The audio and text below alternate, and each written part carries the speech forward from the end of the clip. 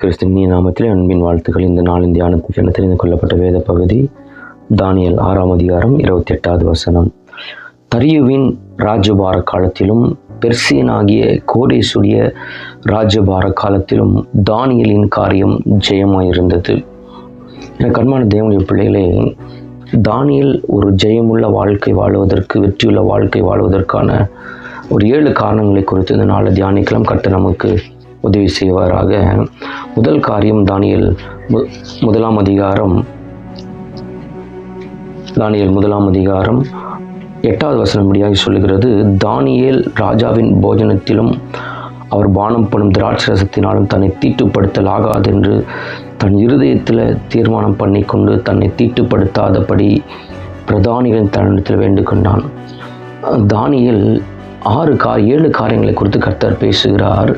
தானியேலுடைய காரியம் ஜெயமாய் இருப்பதற்கு முதல் காரணம், தன்னை தீட்டுப்படாமல் காத்து கொண்டான். ஒரு இருதயத்தில் ஒரு தீர்மானத்தை எடுத்துக்கொண்டு போஜனங்களினால் தன்னை தீட்டுப்படுத்தல் ஆகாது என்று சொல்லி, எளிய வகை எந்த போஜனமான இருக்கட்டும், தன்னை தீட்டுப்படுத்தக்கூடாது, இந்த போஜனத்தினால் என்னுடைய பரிசுத்தை இழந்து போகக்கூடாது என்று தன்னை தீட்டுப்படுத்தல் ஆகாது என்று தன்னை தீட்டுப்படுத்தாமல் பாதுகாத்து கொண்டான். 2வது, தானியேல் 6ஆம் அதிகாரம் 2வது வசனம். தானியேலுக்குள்ள ஒரு விசேஷித்த ஆவி, அதாவது பரிசுத்த ஆவியானவனால் நிரப்பப்பட்ட அவனுக்குள்ள விசேஷித்த ஆவி இருந்ததுனால்தான் தானியேலுடைய காரியம் ஜெயமாய் இருந்தது.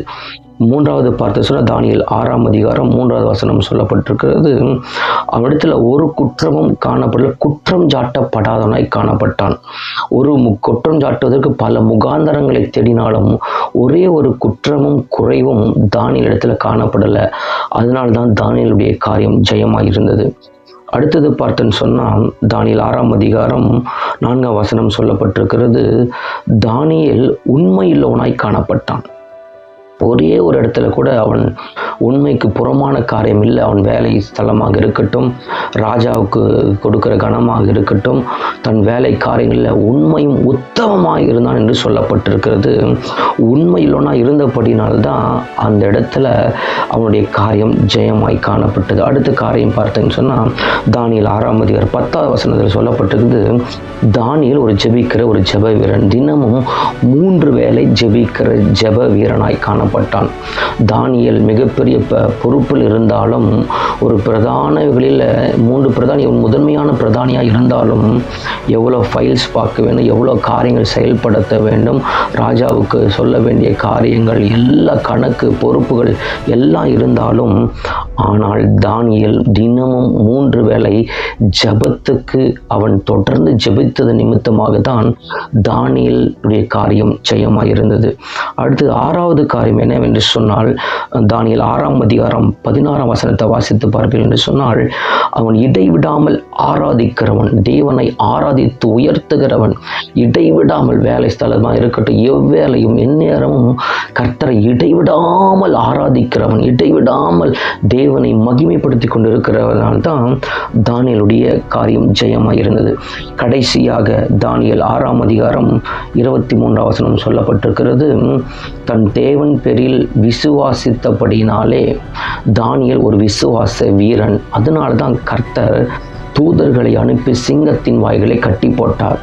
இப்படிப்பட்ட 7 காரியங்கள் நம்முடைய வாழ்க்கையிலும் காணப்படும் என்று சொன்னால், நாம் எடுக்கிற ஒவ்வொரு காரியத்திலையும் ஜெயமுள்ள ஒரு வாழ்க்கை வாழுவதற்கு கர்த்தர் உதவி செய்வதற்கு வல்லமை உள்ளவராக இருக்கிறார். தரியு ஆண்டான, பெர்சியனான, நேபுகாத்நேச்சரான, யார் ஆண்டாலும் யாருடைய காலகட்டத்திலும் தானியேல் ஜெயமுள்ளவனாய் காணப்பட்டான்.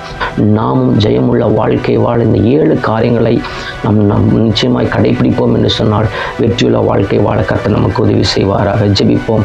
எங்கள் சர்வ வல்லமையில் எங்கள் அன்பின் பரலோக பிதாவே, அப்பா பிதாவே, இயேசுவின் நாமத்திலும் மண்டை வருகிறோம். இந்த நாளிலும் தானியேலுடைய காரியம் ஜெயமாயிருந்தது போல எங்களுடைய காரியத்தில் ஆண்டவர் நீங்கள் தோல்விகளை சந்தித்து கொண்டு இருக்கிறோம், ஜெயம் இல்லாமல் விழுந்து போகிற ஆண்டவர். இதற்கான காரணம் தானியேல் வாழ்க்கையில் காணப்பட்ட 7 காரியங்கள் எங்கள் வாழ்க்கையில் காணப்பட கர்த்தர் உதவி செய்வீராக. எங்களுக்கு முன்பாக வைத்திருக்கிற எல்லா எரிகிற வல்லமைகள், சிங்கத்தின் வல்லமைகள் இயேசுவின் நாமத்தில் நிர்மூலமாக வேண்டும். எதிர் வல்லமைகள் விழுந்து போக வேண்டும், தோற்று போக வேண்டும். நாங்கள் ஜெயம் பெற்றவர்களாய் வாழ வேண்டும் என்று சொன்னால், இந்த 7 காரியங்கள் எங்கள் வாழ்க்கையில் பயன்படுத்தி 7 காரியங்கள் பிரயாசப்பட்டு செயல்பட கர்த்தர் எங்களுக்கு உதவி செய்யுங்க. ஜெயமுள்ள வாழ்க்கை வாழ பலப்படுத்துங்க. இயேசுவின் நாமத்தில் ஜெபிக்கிறேன் நல்ல பிதாவே, ஆமென்.